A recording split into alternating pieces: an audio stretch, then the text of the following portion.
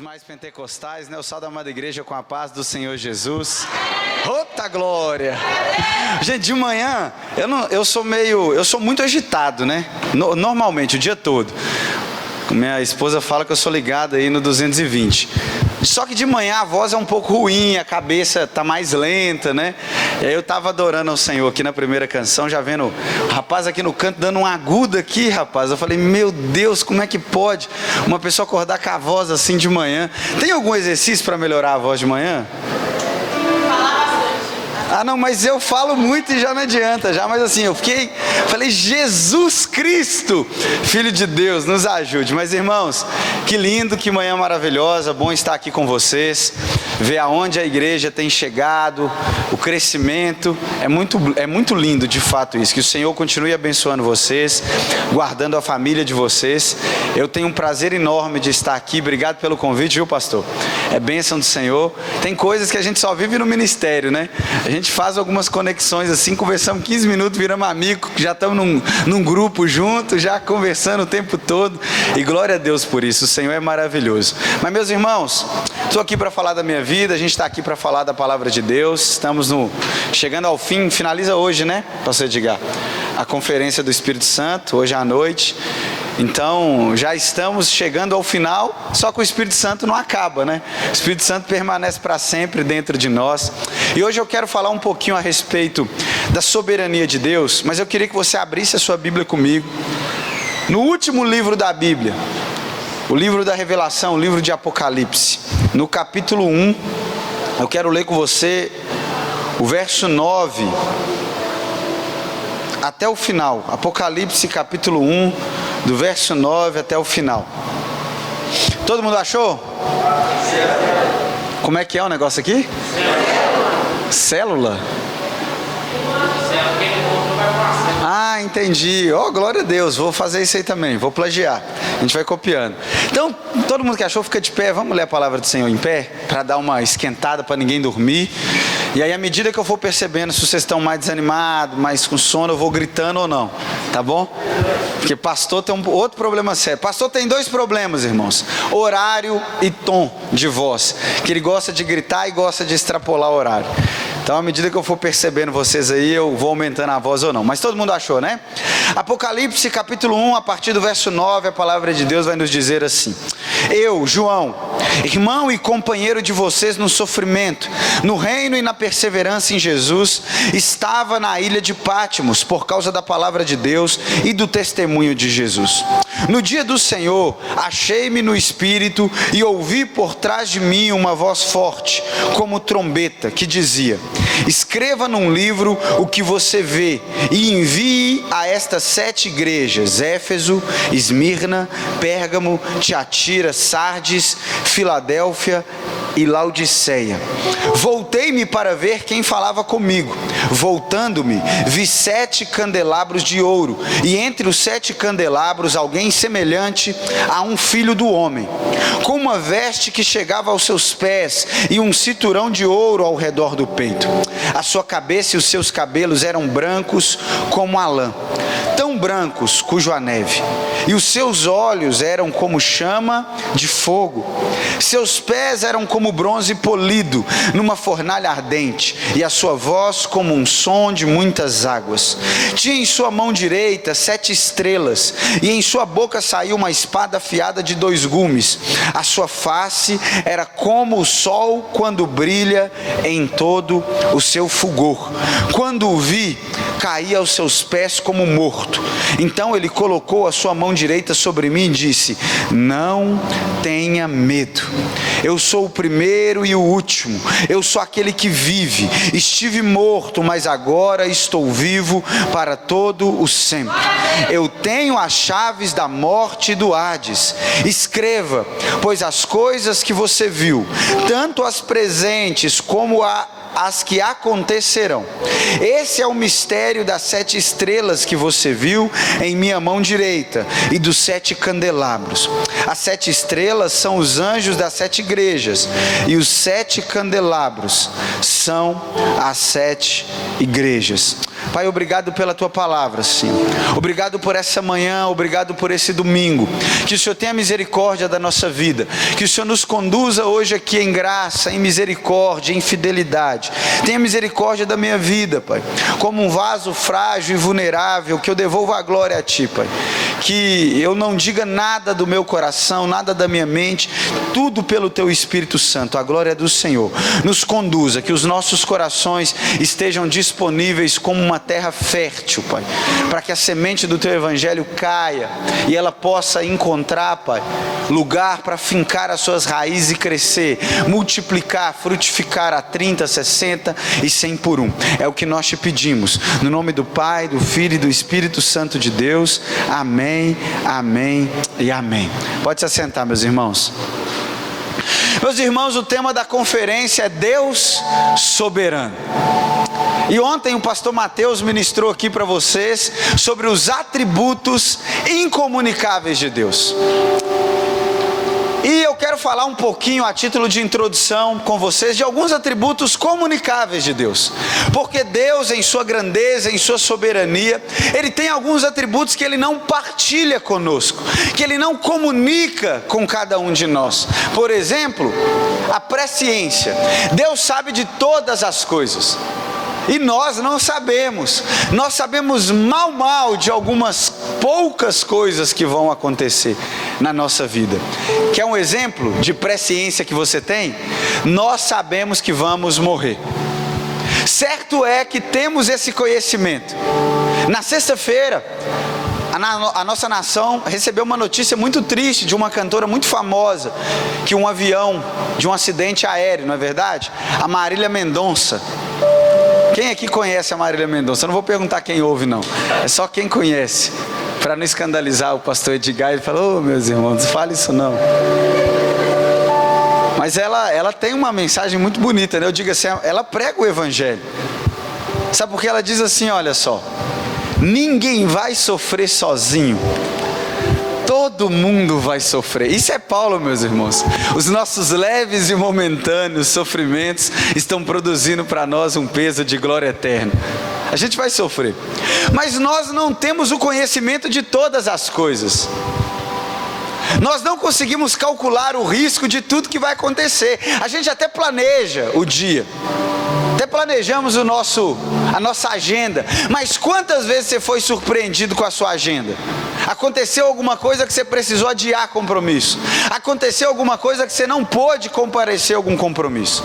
A título de exemplo, hoje, o pastor Edgar me fez o convite, eu aceitei prontamente, organizamos a agenda, tinha arte, tinha folder, mas eu poderia ser acometido por um mal nessa manhã vindo para cá e não estar aqui. Eu vim de carro, me programei, passei o meu perfume, o Musk de R$15 da Avon, azulzinho assim. Passei ele todo, você tem que passar muito para sentir o cheiro, porque ele dura apenas alguns minutos, né? Passei aquele gel na barba para ela não ficar toda assim, pintei o cabelo, escovei o dente, tudo planejado para estar aqui. E glória a Deus, aprove ao Senhor eu estar aqui. Mas tem coisas que não estão no nosso controle.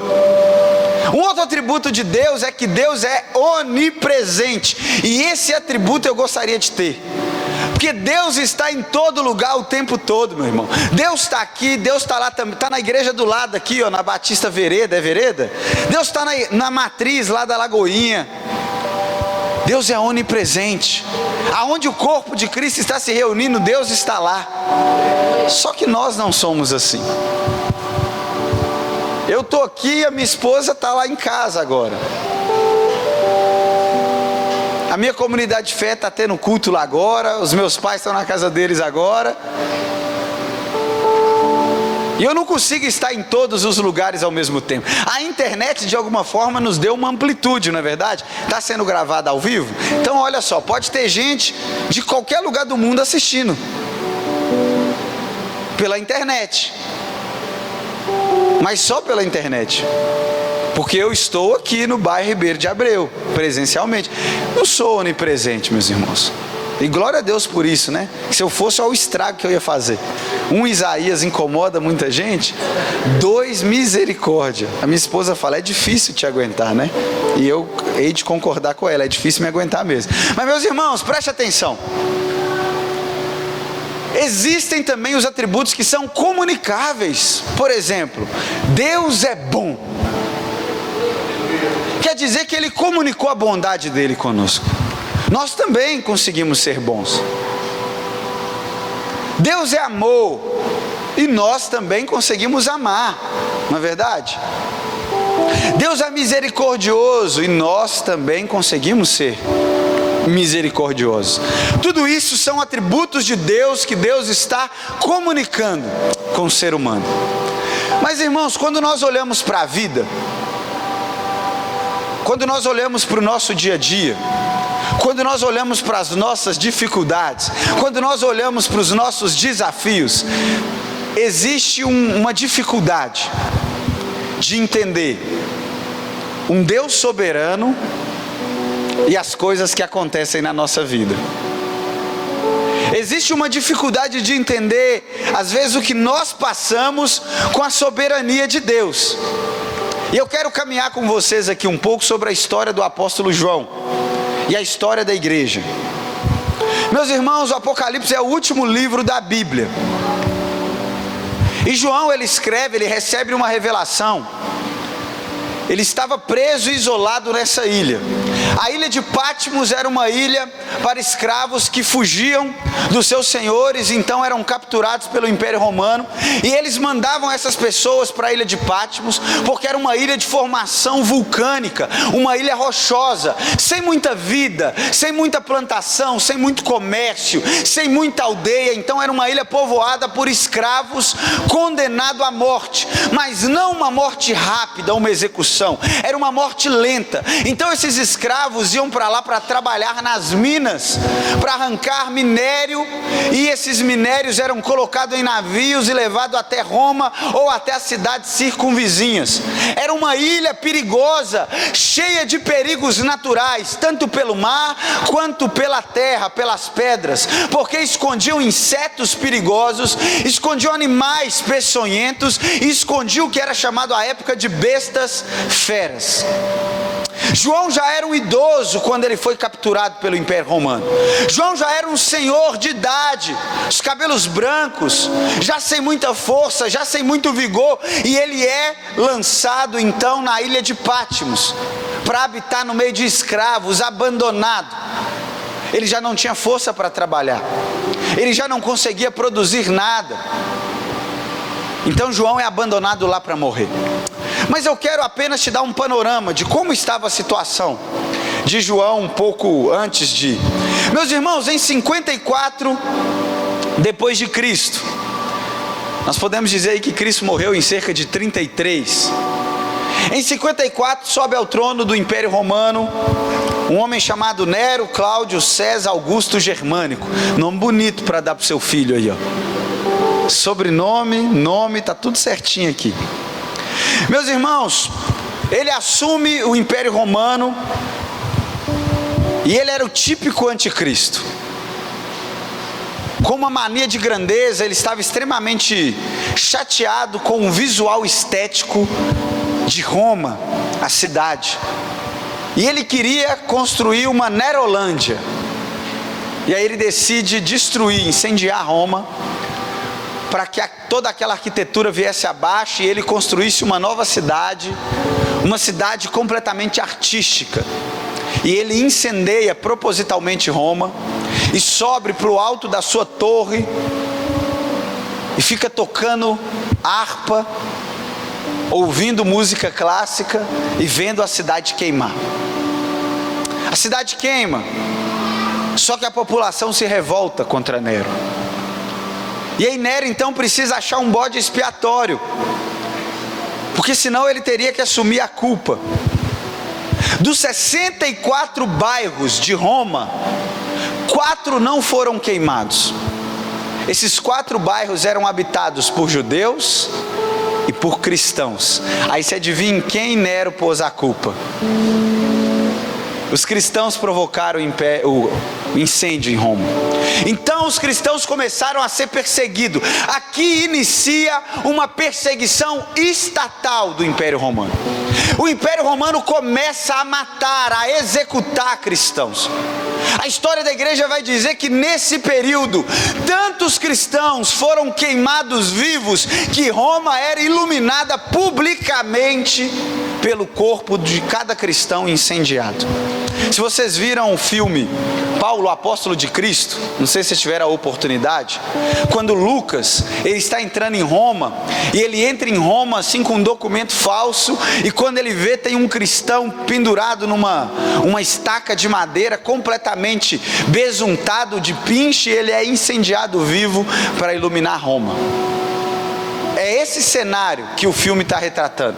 É exatamente isso aqui que o filme está dizendo. Aqui nós temos o início de uma perseguição implacável. E meus irmãos, preste atenção. Os discípulos caminharam com Jesus. Os discípulos viram os milagres que Jesus operou. Os discípulos presenciaram, foram testemunhas oculares do maior milagre da história da humanidade, que foi a ressurreição de Jesus. Num domingo como esse, talvez um domingo de novembro, não era novembro, né? Porque foi na Páscoa. Mas os discípulos foram até o túmulo, especificamente dois, Pedro e João, depois que as mulheres foram ao túmulo e relataram para eles. E sabe o que eles encontraram no túmulo? Um túmulo vazio. Não tinha nada no túmulo. Jesus tinha ressuscitado. E eles voltam para casa, se trancam, e aí esse Jesus que ressuscitou agora aparece para eles e fala: não tenha medo, sou eu. Então ali é dado o start para a igreja primitiva. É dado o start para iniciarmos o que conhecemos como a igreja de hoje. Mas irmãos, Jesus é assunto ao céu e ele vai falar: eu vou para o Pai, mas não vos deixarei órfão, enviarei o quê? O Consolador. Só que a partir dali, as coisas parecem piorar. A partir dali, o que parecia promissor, a fé que parecia ser promissora, parece degringolar cada vez mais. E aí então entramos na história de Nero, mas Nero morre muito cedo, e aí depois de Nero, em 66, nós temos uma rebelião em Jerusalém. Os judeus inconformados com o Império Romano, os judeus inconformados com essa nova seita que eles diziam que surgia dentro do judaísmo, um tal de cristianismo, um tal de fé cristã, os seguidores de um rabino chamado Jesus. Começa uma rebelião, meus irmãos. E aí os cristãos que estavam em Jerusalém, o berço, a terra natal da nossa fé, eles precisam sair de Jerusalém. E eles então saem de Jerusalém e vão povoar as cidades circunvizinhas. Eles entram no mar Mediterrâneo, vão em destino à Europa, em Roma, na Grécia. Eles vão descendo para a Ásia Menor, para Éfeso, para Tiatira, Sardes. Eles vão para Tessalônica, eles vão para o Egito e saem de Jerusalém. Em 70 depois de Cristo, Jerusalém é sitiada pelo Império Romano.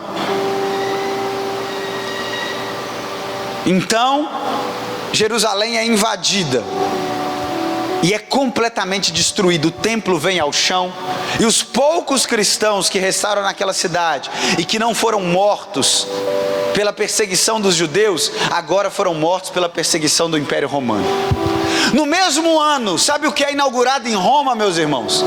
É inaugurado em Roma um grande estádio, o maior estádio do mundo, Colísio ou Coliseu. E sabe como ele é inaugurado? Ele é inaugurado colocando todos os cristãos que fugiram de Jerusalém, da perseguição dos judeus, e foram para Roma. Eles são capturados e são lançados dentro desse grande estádio, num dia de manhã, assim, meu irmão. e é soltado tigres, leões e gladiadores para matar esses cristãos a título de espetáculo público para aquelas pessoas.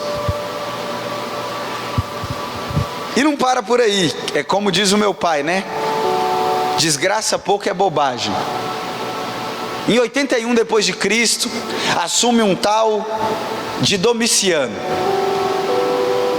E ele é chamado historicamente como o segundo Nero. Se Nero era ruim, imagina esse Nero aí, o Domiciano. E é nesse contexto, é sobre o império de Domiciano que João é preso. A altura que João é preso, ele já é o último apóstolo vivo. Todos os outros já tinham sido executados. João era o último dos moicanos, vamos assim dizer. Só que agora ele já não era mais um jovem forte como eu. Agora ele já não tinha mais a força da juventude, ele já era um idoso, irmãos. E Domiciano prende ele. E aí a história da igreja vai dizer que João foi condenado à execução, mas uma execução completamente diferente. Eles colocaram João para ser lançado sobre um tonel de azeite fervendo, e João foi colocado sobre esse tonel de azeite fervendo, e ele é retirado intacto do tonel de azeite fervendo, e não morre. João é ruim, sangue ruim, não morre de jeito nenhum. E a única solução é mandar ele isolar João. Isola João numa ilha de escravo. Mas ele é idoso, ele não tem nada para fazer lá, joga ele lá, não tem problema, joga ele lá. Então João é lançado na ilha de Patmos, e nós chegamos nessa realidade aqui. E aí eu imagino João sentando num domingo de manhã na beira da praia, olhando o mar na sua frente, ele pensando assim: não é possível que tudo isso aconteceu e que Deus ainda seja soberano. Não é possível que esse tanto de coisa ruim acontece na minha vida. Aonde está Deus nisso tudo? E quantas vezes eu e você nos perguntamos a mesma coisa, irmãos? Aonde está Deus nas dificuldades que nós enfrentamos? Aonde está Deus nos dilemas que nós enfrentamos? Aonde está Deus quando a crise financeira vem? Quem de nós não se perguntou aonde Deus estava, por exemplo, em março do ano passado, quando todo o comércio, toda a cidade de Belo Horizonte foi fechado por algo chamado Covid-19? Irmãos, um vírus invisível parou a humanidade. Um vírus invisível para a humanidade, uma variação gripal. E aí nós nos perguntamos: aonde que está Deus? Aonde está Deus, meus irmãos? É difícil, não é? Mas a Bíblia responde para a gente. Sabe onde Deus está? Ele está sentado em um alto e sublime trono, e nada, absolutamente nada, foge do controle das suas mãos. Irmãos, a fé cristã não promete para nós, ela não é um contrato que você assina e diz: assine aqui, a partir de agora todas as coisas vão dar certo para a sua vida. Não é. E se alguém fez esse convite para você, certamente mentiu. O símbolo áureo da nossa fé, o estandarte da nossa fé, sabe qual é, irmãos? É cruz. Cruz não é leve. Até no teatro a cruz é pesada. Pega aquela cruz ali, carrega para você ver. É pesado, irmão. Você não aguenta não, é pesado. A cruz não é leve, a cruz não é confortável. É o símbolo da nossa fé. Então não tem como a nossa fé ser agradável. C.S. Lewis, um autor britânico do século XX, ele vai dizer que se você procura uma religião confortável, não procure a fé cristã. Então não é uma promessa de que as coisas vão dar certo. Se você ler o Novo Testamento, você vai ver o tanto que os apóstolos sofreram. Nós estamos narrando João aqui, meu irmão. Nós estamos trazendo para vocês a história de um apóstolo que sofreu muito. mas é porque nós não temos uma fé que é pautada em coisas tangíveis que se veem. Nós temos uma fé naquilo que não se pode ver. E preste atenção, João estava no dia do Senhor. Qual que é o dia do Senhor, meus irmãos? Um domingo. Isso já me enche de esperança, sabe por quê? Hoje é domingo. Hoje é dia do Senhor. E provavelmente João estava na beira do mar, olhando as ondas se quebrando e talvez se questionando, como eu e você nos questionamos muitas vezes. Por que está acontecendo isso na minha vida? Por que as coisas não caminham para mim? Por que o meu trabalho eu não rompo? Por que na igreja a gente passa por essa dificuldade? Por que acontece isso? Por que acontece aquilo? E aí no meio desse mundaréu de questionamentos, João vai dizer que ele ouve uma voz como uma voz de muitas águas. Irmãos, isso aqui é uma linguagem que nós já nos acostumamos. É uma linguagem romântica para a gente. Mas na verdade, para João é uma linguagem de terror. Preste atenção. Você já ouviu uma voz que parece uma voz de muitas águas? Sabe o que isso parece um pouco? Os filmes de exorcismo, quando a pessoa está encapetada, não é? Você já foi no mar assim, já viu as ondas batendo na areia, o barulho que faz? Agora você imagina você ouvir uma voz como essa voz. Meu irmão, eu não sei você não, eu sou medroso demais, não morro de medo de tudo. Uma vez estava voltando eu e meu pai de madrugada. Meu pai mora no bairro Palmital, em Santa Luzia, não sei se vocês conhecem. Lá é muito perigoso, tem um lugar lá que chama Caldeirão do Inferno. Olha aí que coisa maravilhosa, né? E aí uma vez, meu pai me levou para trabalhar com ele. Ele trabalhava no supermercado EPA, e ele era gerente, ele precisava fechar. Eu fiquei o dia todo com ele lá trabalhando. A gente saiu 1h da manhã do supermercado. E aí chegamos lá, o ônibus demorava demais, atravessava, ele trabalhava no Coração Eucarístico. A gente atravessava Belo Horizonte, Santa Luzia, até chegar em casa. A gente chegou por volta das 3 da manhã. 3 da manhã já não é um horário legal, né? Quem é mais místico, eles dizem, os contos populares, que 3 horas da manhã é a hora do demônio. E aí a gente já desce 3 da manhã, e eu começo a andar com meu pai, de mão dada com ele, subir na rua. E aí eu vou subindo de mão dada com meu pai, de repente a gente percebe que tinha um homem todo encapuzado atrás da gente. E aí a gente subia a rua para ir para a rua da minha casa mesmo, eram 3 quarteirões para frente. Mas o meu pai decide mudar a rota, experiente, pai de família, ele quer confundir quem está vindo atrás. Então ele vira o primeiro quarteirão. E aí sabe o que acontece? O rapaz vira atrás da gente. Irmãos, naquela hora lá, o meu pai começou a apertar minha mão e eu já percebi pela boca dele que ele estava: Pai nosso que estais no céu, santificado seja o teu nome. Mas aí então ele vira à esquerda e ele volta para trás de novo e entra na rota novamente. Sabe o que acontece? O cara faz a mesma coisa. E aí quando chega na rua de casa, o meu pai fala assim: Isaías, eu vou te colocar no colo e eu vou descer correndo por conta desse rapaz que está atrás. Tá bom? Eu falei: tá bom, pai. Ele não olha para trás. Deus. Ele me colocou no colo e aí começou a correr comigo. Eu tinha uns 12 anos. E ele começou a correr e de repente o cara começou a correr atrás.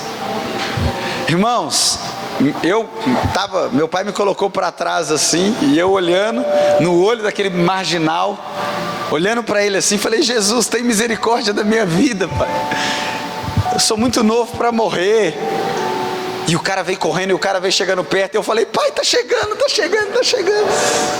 E quando ele quase chegou na gente assim, meu pai parou, me colocou no chão, me pôs atrás dele e falou: não, não toca, leva tudo o que você quiser, mas deixa o meu filho vivo.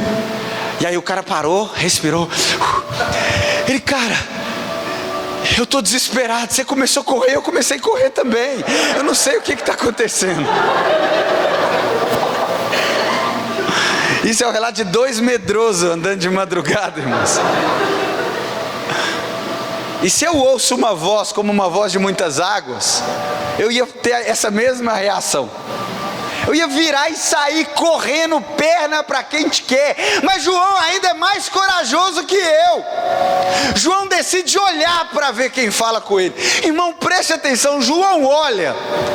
E ele vai dizer que o rosto, a cabeça e o cabelo era branco como a neve. Aí você acha isso bonito, né, meu irmão? Isso parece um extraterrestre, irmão. Uma voz como voz de muitas águas e o cabelo branco. É narrativa de Steven Spielberg nos filmes de ET. Sempre o cabelo branco é uma luz no olho assim, ó. E aí vai dizer que o olho brilhava como chama de fogo. É assustador essa visão aqui. A roupa era tão branca, cujo nenhum lavandeiro da face da terra poderia lavar. Ele tinha um cinturão brilhante. Da boca desse personagem saiu uma espada afiada. Ô meu irmão, você não fica com medo não? Você já imaginou sonhar com isso? É aterrorizante. João vai dizer ainda que os pés brilhavam como latão reluzente, bronze polido. Algumas traduções vão dizer. Agora imagina você diante desse ser. E aí esse ser vira para João e fala assim. João completamente aterrorizado. João cheio de medo. João tremendo na base, irmão. João já pensando e falando: Senhor, me leva, eu não aguento mais uma prova. É tipo a gente vê qualquer coisa: Senhor, não aguento mais, Pai, essa é mais do que eu posso suportar.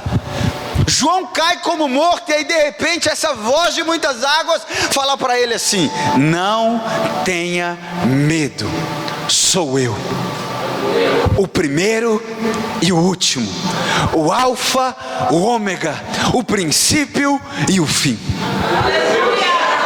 Escreva o que eu vou te falar, João. Irmãos, preste atenção. A última visão que João tinha tido de Cristo era de um Cristo completamente frágil, um Cristo vulnerável, um Cristo que tinha as marcas do sofrimento no seu corpo, um Cristo que parece com o pastor Edgar. Você parece com Jesus, mas não é porque ele é bonito, porque Isaías 53 vai dizer que nós olhávamos para ele e não via beleza alguma. Ele era como a raiz de uma árvore seca. As pessoas olhavam para ele e falavam: meu Deus, é feio. Como é feio. Isaías tem a visão messiânica e ele, olha só, Isaías olha, ele vê o Messias e fala: é amaldiçoado por Deus. As pessoas o teriam como amaldiçoado por Deus. Se tem uma coisa que Jesus não era, meu irmão, era bonito. Jesus não era bonito, não, era feio. Se tem uma coisa que Jesus não era, era forte fisicamente, era magro, raquítico, não representava ameaça para ninguém. Se ele fosse forte, com 1 mês de ministério arrastando a multidão que ele arrastava, já tinha sido morto.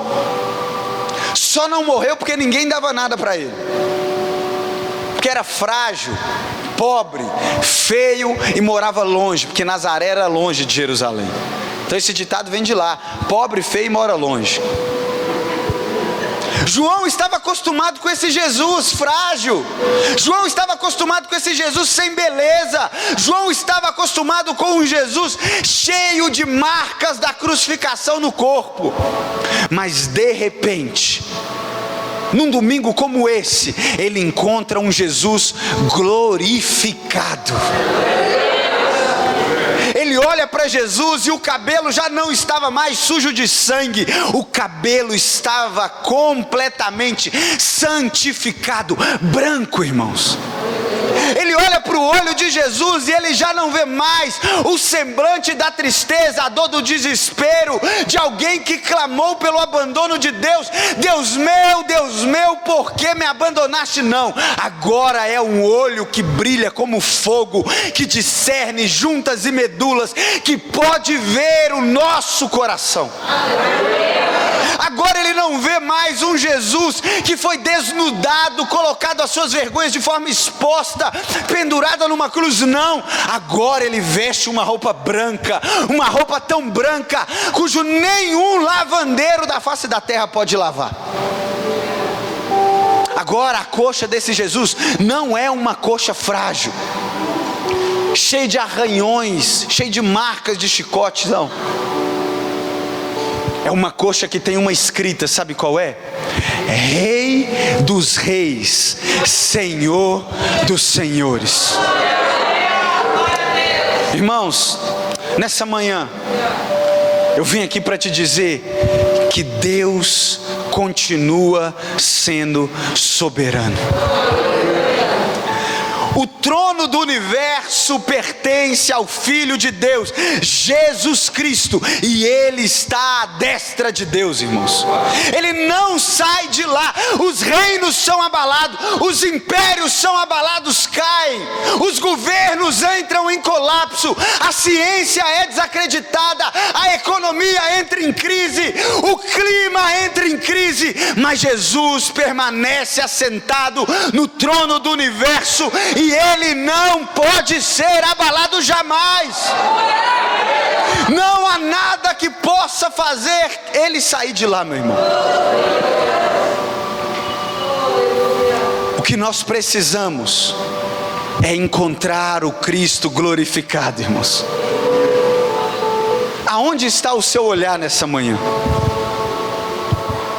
A soberania de Deus é um atributo dele que Ele não comunica conosco, porque Ele é soberano. Mas a questão é que o nosso coração precisa se curvar à soberania dele, e entender que tudo o que acontece na nossa vida não é Deus querendo nos castigar, o contrário, é porque todas as coisas cooperam para o bem daqueles que amam a Deus. Meu irmão, João passar o que passou, estar onde estava, é para que o livro da revelação fosse escrito, Apocalipse. E nós só temos ele hoje na Bíblia porque João estava debaixo da soberania de Deus. Irmãos, Deus sabe tudo que está acontecendo na sua vida. A sua vida não é como diz o poeta: o acaso vai me proteger enquanto eu ando distraído. Não, Deus escreveu os dias da sua vida quando você ainda era substância informe no ventre da sua mãe. Você não foi uma obra do acaso. Pastor, mas os meus pais não me planejaram. Eles não planejaram, mas Deus planejou. Pastor, mas fecharam a porta do emprego para mim. Ele diz: a porta que eu fecho ninguém abre, a porta que eu abro ninguém pode fechar.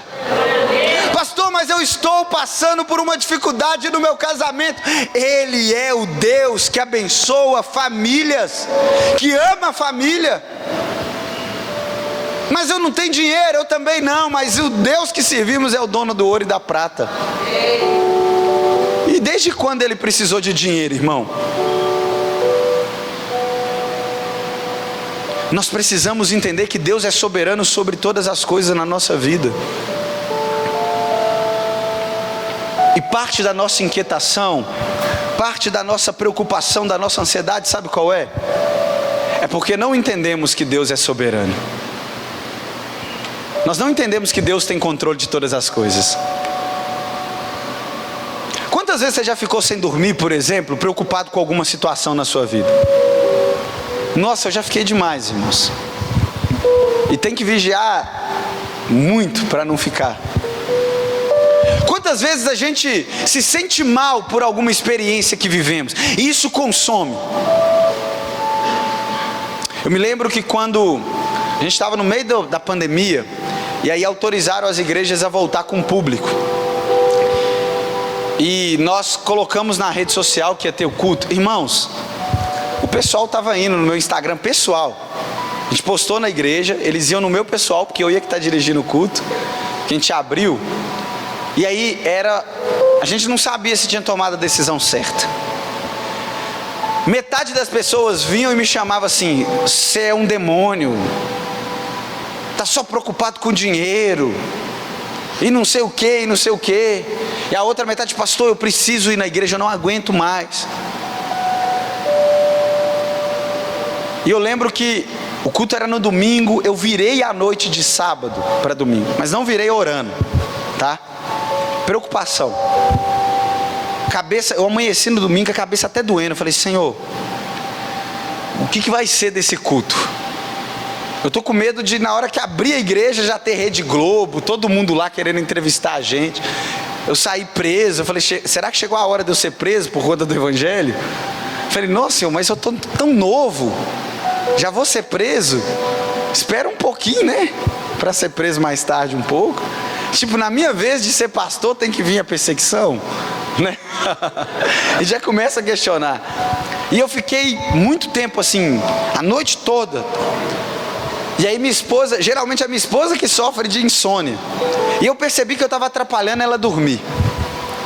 E aí de manhã eu levantei assim, aí na hora que eu estava levantando, saindo da cama, ela pegou no meu braço e aí falou, quando você vê que a mulher está estressada, ela não te chama de apelido carinhoso, né? Ela falou assim: Isaías, deita na cama agora. Eu falei: que isso? Eu falei: que violência é essa? Me dando ordem. Aí eu falei assim: amor, calma, tô vindo deitando devagarzinho, porque casamento você tem que obedecer, é assim. E aí eu deitei, ela virou pra mim e assim, virou e falou assim: você não acredita que Deus é soberano, não? Eu falei: eita, já cedo assim, né? Apanhando. E aí eu deitei, parei por algum instante fixo, ela virou pro lado e dormiu. Sem preocupação nenhuma. E eu, por alguns instantes, critiquei ela internamente. Falei: como que ela consegue dormir?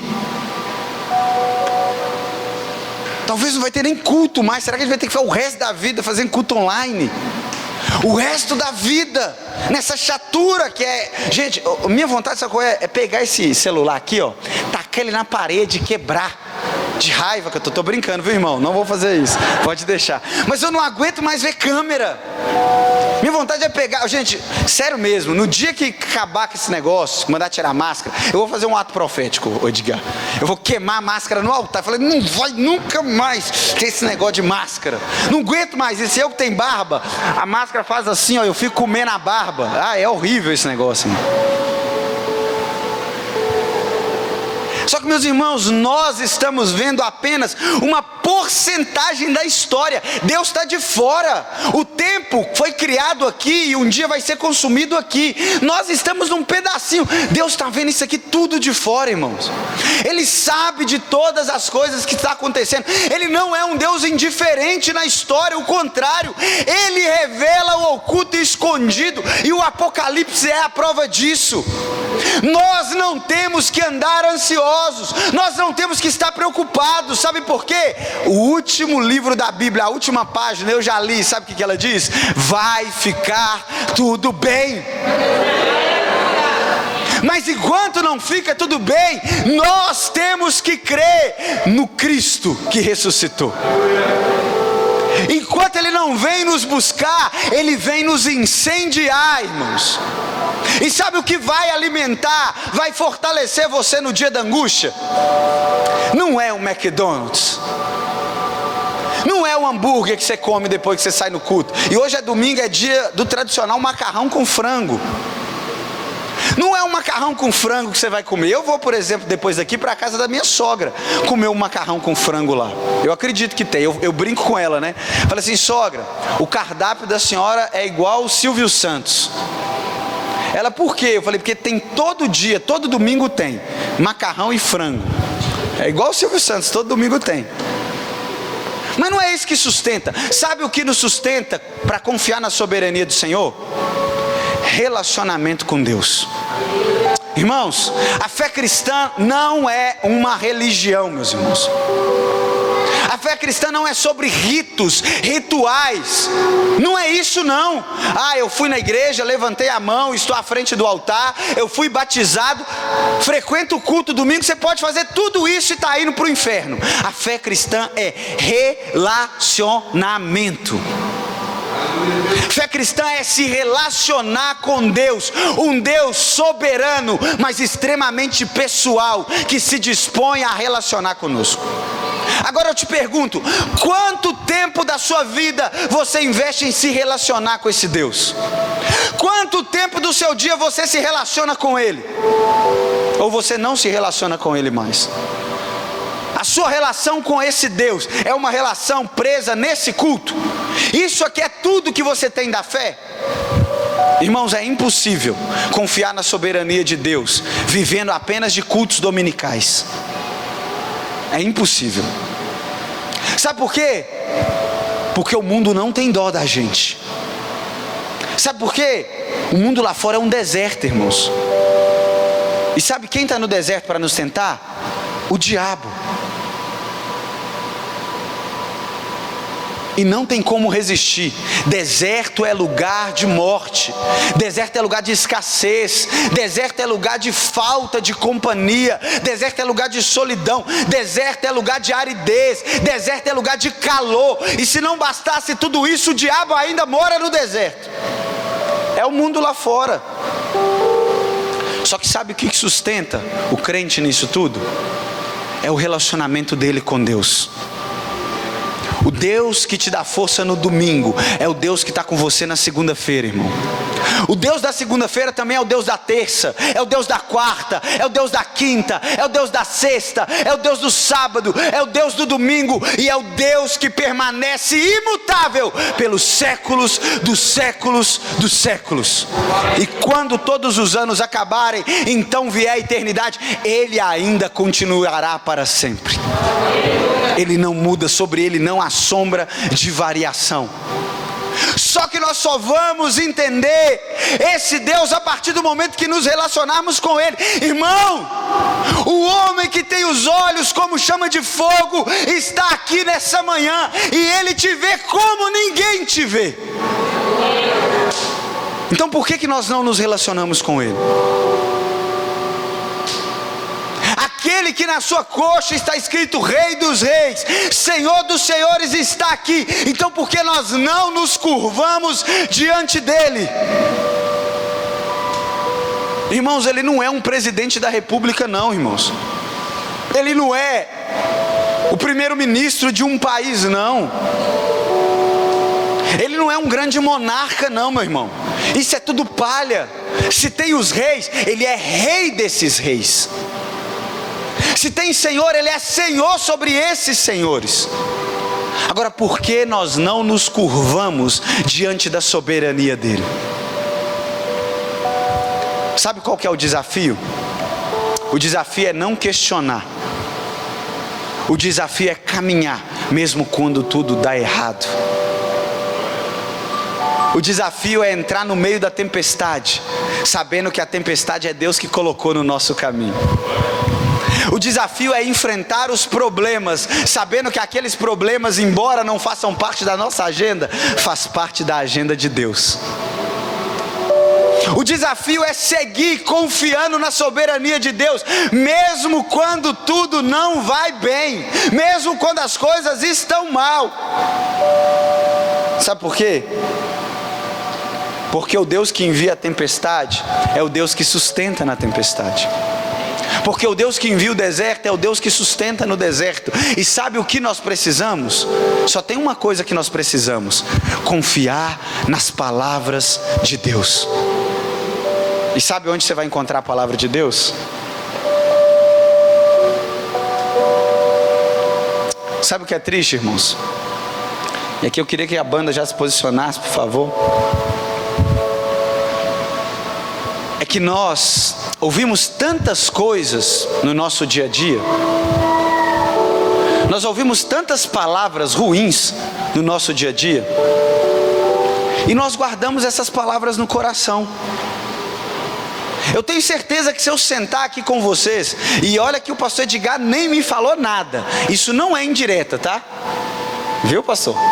Pode falar que é verdade. Mas se eu sentar aqui com vocês, tem gente que vai falar assim: porque a minha mãe me amaldiçoou, porque o meu pai me falou isso, porque o meu cônjuge falou isso comigo, porque meu filho falou isso, porque o meu patrão falou isso, porque não sei o que lá falou isso. E nós guardamos essas palavras no nosso coração como se elas fossem verdade absoluta. E quantas vezes essas palavras negativas nos impedem de caminhar, e nós vivemos uma espiritualidade estagnada, paralisada, não andamos para frente, ao contrário, ficamos, eu não gosto de usar esse termo, mas meu pai me fala isso, eu tenho que falar, perdão, viu pastor? Ficamos igual catarro, irmão, onde você escarra e joga, ele está lá, não sai do lugar. Aí está 1000 anos na igreja, é a mesma coisa, não evolui, não cresce, não amadurece. Está 1000 anos reclamando do mesmo trabalho, vai aposentar reclamando aquele trabalho. Há 1000 anos reclamando das pessoas da igreja, reclamando de liderança, as mesmas coisas, parece que a gente não evolui, parece que a gente não cresce. Sabe por quê? Porque nós guardamos palavras que não devem ser guardadas no coração. Só que a palavra de Deus a gente ouve, esquece rápido demais, irmãos. Quando você nasceu de novo, você recebeu o Espírito Santo de Deus. O Espírito Santo desceu sobre você. E ao descer sobre você, sabe o que a palavra de Deus vai dizer que Deus Pai fala? És o meu filho amado em quem eu tenho prazer. Quer dizer que ao ouvir isso, irmãos, que quem diz não sou eu, é a palavra de Deus, você não precisa procurar por afeto de ninguém, Deus te ama e isso é suficiente. Quem está falando é a palavra de Deus. A palavra de Deus também está dizendo que chegará o dia que toda lágrima será enxugada e toda dor vai passar. Porque nós não cremos nisso, mas nós cremos no William Bonner, nós cremos no Wacker, nós cremos no Jornal Nacional, mas não acreditamos na palavra de Deus. Deixa eu te falar, meu irmão, pessoas estão morrendo, a economia está acabando, é crise atrás de crise, e isso é a agenda desse mundo. Mas para de ouvir as palavras do diabo, ouça a palavra de Deus. E sabe o que Deus está nos dizendo? Olha para o alto, porque é de lá que vem o seu socorro. Ei João, levanta a cabeça, olha para mim. Eu sou o primeiro e o último, eu sou o início e o fim, eu sou o alfa e o ômega. Não tenha medo. Você está com medo de quê, meu irmão? Quem foi que te comissionou? Quem foi que te levantou? Se foi homem, se foi o pastor Edgar, se foi qualquer líder de GC daqui, meu irmão, eu sinto te dizer uma coisa: você vai cair. Você vai cair.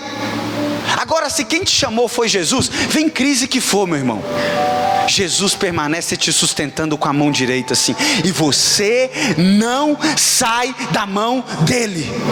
Ninguém pode tirar alguém das mãos de Cristo. Não sai, meu irmão, não sai. Vem terremoto, você continua lá. Vem tempestade, você continua lá. Vem crise, você continua lá. Vem morte, você continua lá. E eu tenho agora a boa notícia para te falar, porque até agora eu só narrei coisas ruins, né? Sabe qual que é a boa notícia? A boa notícia é a má notícia.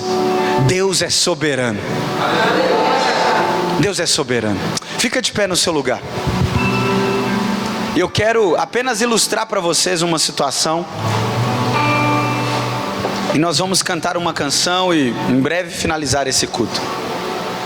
Irmãos, há 2 anos atrás, eu estava num culto dominical à noite, ouvindo uma palavra do meu pastor, à época o pastor Hudson, que hoje é pastor da Lagoinha Osasco. Irmãos, o culto acabou, o Hudson me chamou para conversar, me levou para uma salinha. Eu falei: fala pastor, o que eu posso te servir? E aí então ele virou para mim e falou assim: Isaías, o culto que a gente está aqui 3 anos vai acabar. Eu vou para São Paulo assumir uma igreja lá,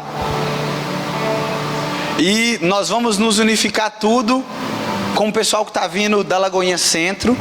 Nós vamos criar o Hub. É um espaço que é na Nova Canaã. E eu não sei se vocês já foram na Nova Canaã alguns anos atrás. Irmãos, lá era assim, um lixo. E aí quando ele falou isso, a minha primeira reação foi chorar. Eu falei: Deus, não tem condição um negócio desse não. E aí meu coração, irmãos, encheu de revolta. Eu lembro que as minhas orações nas próximas semanas foram orações de raiva mesmo. Senhor, como que o Senhor pode deixar uma coisa dessa acontecer? Não tem condição isso, não pode acontecer isso, e parará pororô, irmãos. E quando eu fui lá para o hub, num lugar completamente caótico, eu tenho um pouquinho de asma, a poeira do espaço era assim, eu terminava o culto indo para o hospital, e não foi uma vez não, eu fui para o hospital mais de 12 vezes, após o culto de domingo. E você já foi em UPA, você sabe como é que é agradável ficar numa UPA domingo. Não tem médico durante a semana, imagine domingo, né? E aquilo me dava, eu lembro que eu ficava fazendo uma nebulização lá, respirando. E eu ia respirando e falei assim, Senhor, pai, eu não aguento isso não. Jesus, eu não aguento isso não. E eu dei um prazo para Deus. A gente é muito abusado, né? E aí eu cheguei um dia em casa, depois de um domingo, falei, Senhor, eu vou ficar até o final de 2019. 2020 eu não quero ficar mais. E eu preciso que o Senhor me direcione. Eu preciso que o Senhor me mostre um lugar para eu ir, porque não dá para eu ficar mais aqui. E aí eu lembro, irmãos, que no dia 31 de dezembro de 2019, eu fui para o culto da virada, orei, terminei o culto, peguei minha esposa, eu compartilhava isso com ela. Eu estava indo para casa, e aí então o pastor, à época que estava à frente, era o pastor Ryan. Ele me ligou e falou, Isaías, eu preciso conversar com você. Eu falei, lá vem, cara. Dia 1º de janeiro, já vai ter problema para resolver na igreja. E ele me chamou para conversar e ele falou assim, olha, eu tenho uma coisa para te falar, cara. Eu vou precisar sair, Deus tem um propósito para mim, eu vou para a Finlândia, uma viagem missionária, e eu preciso que você assuma esses jovens aqui. Eu falei, não, Jesus, eu quero sair, o Senhor não está entendendo. E o Senhor quer que eu assuma os jovens? E meus irmãos, para a honra e glória do Senhor Jesus, hoje eu sou o pastor dos jovens, já vai fazer 1 ano e meio que eu estou lá. E sabe o que Deus fez com o meu coração? Eu tinha tanta raiva desses jovens, mas tanta raiva, eu já falei isso com eles. Eu olhava e falava com eles, irmãos, a minha vontade não era estar aqui. Eu estou aqui por obediência a Deus, para Ele não enviar um peixe e me engolir, e me vomitar aqui de novo. Só por isso, porque eu leio a Bíblia de vez em quando, e tem uma história assim. Só que Deus colocou amor no meu coração por aqueles jovens. E o que para mim era ruim, hoje eu percebo que era Deus movimentando as coisas. Era Deus agindo. E eu entendendo que todas as coisas cooperam para o bem daqueles que amam a Deus. E hoje eu entendo que eu estou no lugar certo, na hora certa, com as pessoas certas. Mas isso tudo sabe por quê? Porque eu precisei confiar na soberania de Deus. E às vezes talvez para você não está fácil também, está difícil, mas deixa eu te falar, confie em Deus, Ele tem visão do todo. Você está vendo agora, você está vendo o momento agora. Pastor, mas eu tenho vontade de desistir do meu marido, porque ele é chato, alcoólatra. Não desiste não, irmão. Você está vendo agora, Deus está vendo um todo. Pastor, mas eu estou querendo desistir do meu GC, o pessoal não está animado. Deixa eu te falar, não desiste não, meu irmão. Deus está te dando força hoje, nessa manhã. Só vai. Pastor, mas eu não me sinto capacitado o suficiente. E quem é capacitado o suficiente, irmão? Pastor, mas eu não sou perfeito. E quem é? Só existe um tipo de pessoa que Deus usa. Sabe qual é? Pessoas imperfeitas. Porque só existem pessoas imperfeitas. Mas só vai. Aprenda a confiar no Senhor. Aprenda a levantar pela manhã e falar, vai. Ouça Jesus falando para você, vai. Vai. Sai da paralisia. Vai estudar, meu irmão. Vai estudar, minha irmã. Vai se preparar. Vai Olha a Bíblia, sai da paralisia. Ai pastor, mas não dá para fazer, o mundo está o caos. Vai, Deus é soberano. E quem diz isso é a palavra de Deus. E se você não se levantar, meu irmão, eu sinto te dizer, você vai ficar parado o resto da vida. E todas as vezes que Deus operou milagres, sabe o que ele fazia com os pecadores enfermos? Levanta, vá, caminha, pega a cama, anda, vai. Jesus está te levantando e está te colocando em movimento nessa noite. Está te colocando em movimento porque Ele é soberano. Então feche os seus olhos e comece agora. Nós vamos cantar ao Senhor uma última canção. E eu queria que você em particular falasse com Deus agora. O que é que tem te acorrentado? O que é que tem minado a sua confiança na soberania de Deus? Porque essas correntes serão...